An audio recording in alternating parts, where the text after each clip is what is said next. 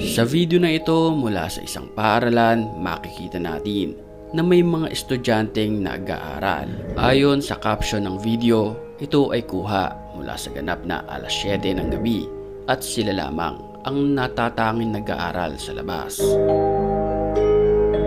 Ayon mismo sa nag-upload, hindi niya alam na mangyayari ang mga bagay na iyon. Ang gusto niya lang ay i-post ang kanyang story sa Facebook. Pero nang siya'y makauwi sa bahay, nireview niya ang kanyang video. And then, ito ang nagpatayo ng kanyang mga balahibo.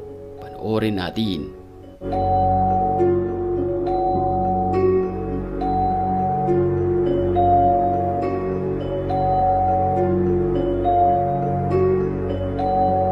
Pagbaling ng kamera papuntang kaliwa, sa dulo mapapansin na para bang may dalawang naghahabulan ng mga bata.